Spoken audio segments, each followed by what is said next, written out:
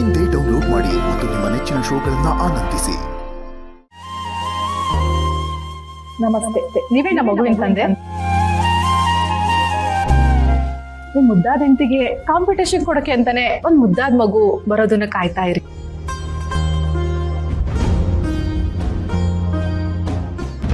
ಸರಿ, ನಾನು ಆಮೇಲೆ ಮಾಡ್ತೀನಿ.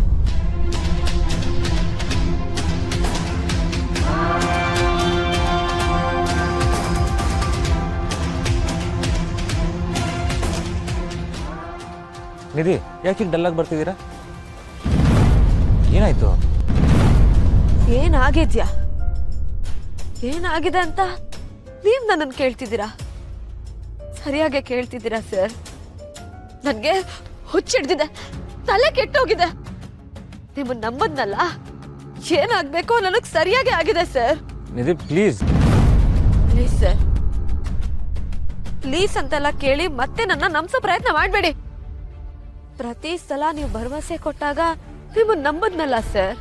ಇನ್ನೇನು ಸ್ವಲ್ಪ ದಿನ ಎಲ್ಲ ಸರಿ ಹೋಗುತ್ತೆ ಅಂದಾಗ ಖುಷಿ ಪಟ್ಟೆ.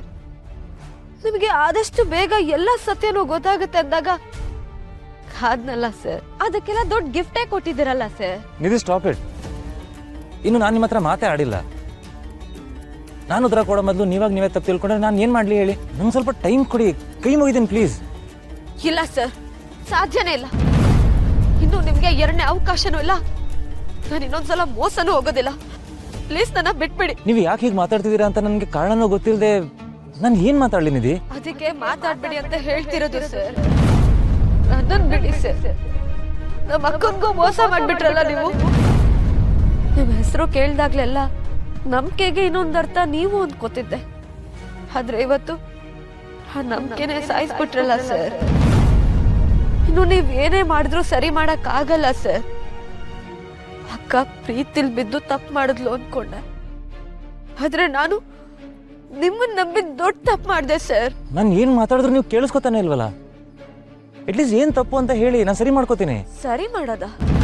ಸರಿ ಮಾಡೋದಕ್ಕೆ ಸಾಧ್ಯನೇ ಇಲ್ಲ ಸರ್. ಅಷ್ಟು ದೊಡ್ಡ ದ್ರೋಹ ಮಾಡಿದ್ದೀರಾ ನೀವು. ದ್ರೋಹ? ನಿಧಿ, ಪ್ಲೀಸ್ ಈಗೆಲ್ಲ ಹೇಳ್ಬೇಡಿ. ಇರೋದನ್ನ ಇದ್ದಾಗೆ ಹೇಳಿ ಸರ್. ಅಭ್ಯಾಸ ನನ್ಗೆ. ಇನ್ ಮುಂದೆ ನಿಮ್ನ ನೋಡೋದು ಇಲ್ಲ, ನಿಮ್ ಜೊತೆ ಮಾತು ಆಡಲ್ಲ ಸರ್.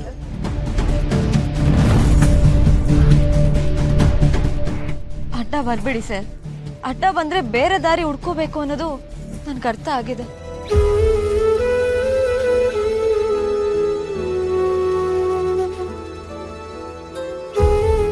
ಇನ್ನೂ ದೊಡ್ಡ ತಪ್ಪೇ ನಡೀತಿದೆ. ಕೈ ಜಾರೋಗ್ತಿರೋ ಪರಿಸ್ಥಿತಿ. ಕೈ ತಪ್ಪ ಹೋಗೋ ಮುಂಚೆ ನಿತ್ಯ ಹತ್ರ ನನ್ನ ಪ್ರೀತಿ ವಿಷಯ ಹೇಳಲೇಬೇಕು. ನಿಧಿಗೂ ಎಲ್ಲ ಸತ್ಯ ಹೇಳಿ ಆಗೋ ಅನಾಹುತ ತಡಿಬೇಕು.